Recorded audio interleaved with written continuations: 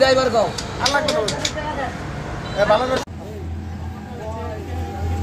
এই দিন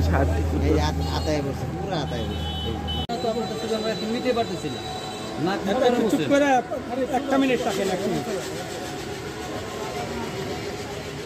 বিগত ছোটবেলা থেকে এই জায়গায় ব্যবসা বাণিজ্য করি। ব্যবসা বাণিজ্য করে আমার ছেলে সন্তান নিয়ে ব্যবসা বাণিজ্য করে চলি। রাহিম, আসসালামু আলাইকুম দেশবাসী ভাই ও বোনেরা। আরো জোরে আমার ওইটা একটু লাগায় দেন। 3 লাখ টাকা দিলে আমরা ছেড়ে দিব। তো আমি এত টাকা পাবো কোন না? ব্যবসা বাণিজ্য পরিস্থিতি এমনি ভালো না। তো আমি তো মনে করেন যে অনেক ঋণগ্রস্ত। ব্যবসা বাণিজ্য আমার দোকানে ভাড়া দিতে হয়, কর্মচারীর বেতন দিতে হয়। তো আমার কাছে 1.5 লাখ টাকা নিয়ে বললো যে 1.5 লাখ টাকা দিলে ছেড়ে দিব। এইভাবে 1.5 লাখ টাকা নিচে নিয়ে আমার মামলা দিয়ে দিচ্ছে, রাজনীতি মামলা দিয়েছে। আমি বলে রাজনীতি করি, আমি কোনো রাজনীতির লোকে জড়িত না। আপনারা মিডিয়া ভাই আপনারা দেখেন, যদি কোনো লোকে বলে যে আমি রাজনীতি করি তাহলে আমার অপরাধ ঠিক আছে। আর রাজনীতি না করলে আমি এটা বিচার চাই, সুস্থ তদন্ত চাই।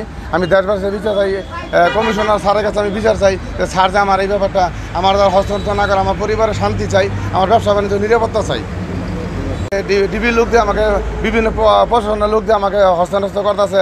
আমি আমার এই দেশের কমিশনার স্যারের কাছে, উপরের মহলের কাছে যারা আছেন তাদের কাছে আমি এটা সুস্থ বিচার চাই। আমি যেন ব্যবসা বাণিজ্য চলতে পারি, খাইতে পারি, থাকতে পারি, আমার পরিবারের নিরাপত্তা চাই।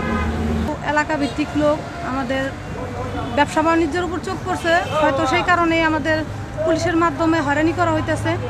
আমার হাজব্যান্ড এখানে বিগত 20-25 বছর যাবৎ ব্যবসা বাণিজ্য করে আসতেছে। ওনাকে পুলিশ দিয়ে হয়রানি করতে হচ্ছে, ডিবি দিয়ে হয়রানি করা হচ্ছে। ওনারা গত 3 রোজায় ধরে নেওয়া হয়েছে। আমি ওনারা মাননীয় হাইকোর্ট থেকে জামিন করে নিয়ে আসছি। নিয়ে আসার পরে ওনার বেল অর্ডার থাকাকালীন অবস্থায় ওনারা আবার ডিবি এসে ধরে নিয়ে যায়।